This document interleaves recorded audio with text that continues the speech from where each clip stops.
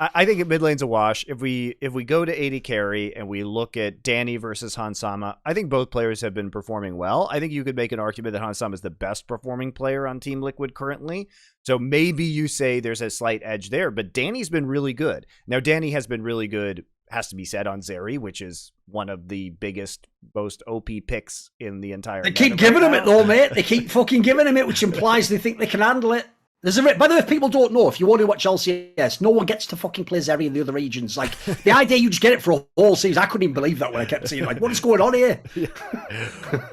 Yeah, that was not good. I don't think that will happen again. However, I am also obligated to point out that Team Liquid was banning Zeri on both sides, red and blue side, in their last series against That's EG. wild. You think Hansama would love that champion? It seems like a champion that's tailor-made for him, mate. I also have to point out that Team Liquid was not banning Lee Sin in the last series, and Inspired did play it in 2 of the games. So I guess they didn't consider. I think it's fair to not consider Inspired's Lee Sin as fearsome as closers. Yeah. Like, I think that's a reasonable take.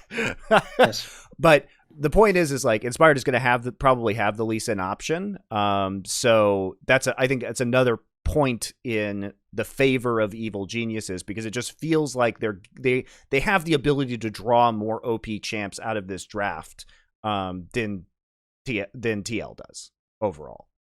So, you know, if they have to ban Zeri on both sides every game again, sure, we saw some mix of champions, a good mix of champions from Danny in the last series. He mega popped off on the Ezreal in the last series.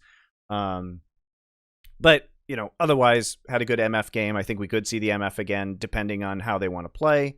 We did see EG banning the Jinx sometimes, so maybe they don't want to hand that one over. But if the Zeri's available, I think we can expect Danny to pick it, and I think they'll have a different approach to the bot lane this time around. And then as for Core JJ versus Vulcan, I just straight think Vulcan's been better in the playoffs than Core JJ. I think he's had some really good engages. He's been able to punish C9 very appropriately with a more aggressive early game support in Karma. I think there's a possibility that Karma becomes a flex pick for EG potentially. We've seen it a little bit in other playoff regions where the Karma has been placed mid. So in the right composition, that can be very effective. We saw G2 run the Karma mid with Caps, and that worked really, really well. So if Jojo Pion's comfortable on that champion, that's another possibility. But I think Vulcan's shown a lot of versatility. I think he's been really good on some of the engaged champs. I think he's very dangerous on Yuumi when they can get it past the laning phase. And indeed, that has caused some Yuumi bans to occur as well. I'll give you an angle as well that people haven't thought of for the bot lanes here. Because obviously the problem with the bot lanes is on paper it looks like night and day, doesn't it? Like fucking Hansama and Core JJ in the off-season would have been considered like the best possible bot lane you could maybe make in the West. Whereas Danny and Vulcan's like, well, we'll see how Vulcan does. And, you know, Danny's still a young player. I actually think if you look right now, here's a fact about Hansama's career I think it's mad that no one ever brings up. You know, early in his career, there was loads of rumours that he's quite a quiet player or he wasn't like a super outgoing. Here's the problem. Think in your mind of a legendary bot lane featuring Hansama. You can't think of one. And here's what's mad. Here are the supports he's had. The only one he ever had a big, like everyone was praising, was when he had Ignar in Misfits, right?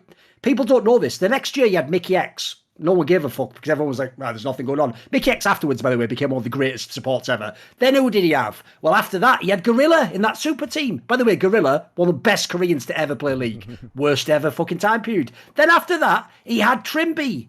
If you see Trimby this year, he doesn't even look like the same guy. Now he has Core JJ, a guy who, if people don't know, wins fucking MVP from support positioning in it. So all I'm saying is this. I can't say what the specific is, but there's a fucking weird trend of him not really having sort of the greatest bot lane synergy or not really having like a monster bot lane. Even though, if you ask everyone, his whole strength's supposed to be he's a bloody laner and he's supposed to be a 2v2 monster. Like, I think that's a bit of a mismatch. There's something about that. I can't know what it is. I've heard again that he's not a super vocal person or something, or maybe he doesn't take initiative. Who the fuck knows, but there's something there that's a bit off, mate. Whereas if you look, as we said about EG, their whole team is based around Danny. The whole team is like, fucking set him up in draft, get him through lane, get him to the fight, peel for him, like it's perfect. Like he's having a dream fucking game. Engage for him, everybody else provides front line. Yes. You know, EG likes to fight front to back. It's very different than the EG that liked to play for like side lanes and picks last year, which is what we saw with Jizuke. Now, not to say they don't do that a little bit with Jojo Pion's Rise, but I wouldn't say that's Jojo Pion's strong suit. I actually wouldn't say team fighting is Jojo Pion's strong suit either. He's still a bit raw in terms of the team aspects of the game, as opposed to his laning, which has been really good, right? Want to see more cool, funny, interesting clips based on topics from my content? Well, subscribe to this channel then, or, be a pleb and don't.